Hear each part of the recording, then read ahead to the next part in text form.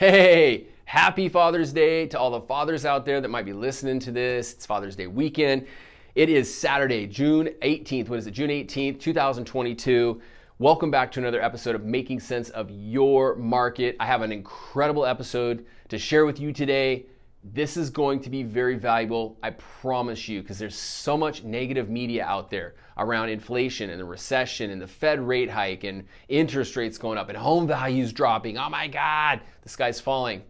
I'm going to share some information with you today that I hope will calm some nerves and provide a little bit of clarity upstairs and relieve some pressure, because we don't need to be stressing out about all this stuff.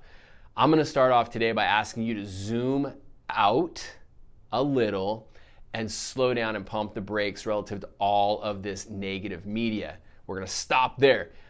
Guess what? I wanna share an exciting announcement with you right behind me, the Happy Homeowner podcast. I've been waiting a year to launch this thing. We launched it this last week. I've got episode number 2 dropping today, where I interviewed one of the top local real estate agents, and it's titled, "A Price Reduction Doesn't Mean Home Value Reduction." It's a great episode.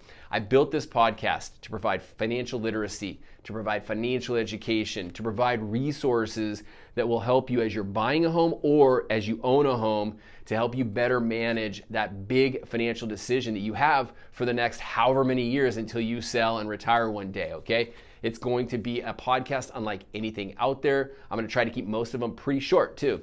So 10 to 20 minutes max, but valuable, relevant information that you can use that will add value to your lives. All right, so every single week, I talk about 3 things. 1, are mortgage interest rates up or down week over week? Number 2, a money or a housing tip, which I'm going to talk about those 3 big things we talked about earlier: inflation, recession, and housing. And then lastly, I close with our 52-week series. We're almost done with this, the whole year, on the best-selling book, The 7 Habits of Highly Effective People. So we'll wrap up for about 30 seconds at the end there. But the title of today's message is Ducks Quack, Eagles Soar. I listened to a keynote speech by Dabo Swinney. He's the head football coach at Clemson about 4 years ago. Dabo talked about a taxi cab driver in New York City that he met. And this guy had an incredible taxi cab service. And so as they were talking about it, he said, "How did you learn to do this?" And he said, "Well, you know what? It wasn't too long ago where the company that I worked for, all the taxi cab drivers were negative every single day. They hated their job. They hated their people that they shuttled around New York, and it was just negative, negative, negative, negative." And he realized that ducks quack and eagles soar. He started controlling what went into his mind. He started surrounding himself by people that had great businesses, and he took away wow experiences from these businesses, and he applied it to what he was passionate about, and that was getting people from A to B via his vehicle, via the taxi cab. And so what he did is he improved his business. 5 years later, when he had met Dabo, he had $1 million taxi cab business and had built this amazing company because he subscribed to listening and working and flying with eagles. Ducks quack, eagles soar. And right now, the media, it's a bunch of quacks, a bunch of ducks sharing negative news every single day. Trust me, I work out in the morning, I get on that stupid stair climber, and all I see on the TV in front of me is negative, negative, negative. And a lot of this stuff is wrong. A lot of the stuff is wrong about inflation, about recession, about home values. So I want to encourage you, subscribe to the stuff that I share. I share data, and I share hope, and I share optimism, and I encourage you to zoom out. Yes, if you zoom in right now, it's pretty muddy. It's pretty ugly out there with the news, and the reality is, zoom out for a second, we've come off of 10, 15 years of an incredible economy. If you zoom out even further, since the 1920s, look at this. Thank God I'm an optimist. Look at what the stock market's done since the 20s. Look what the housing market's done since the 20s.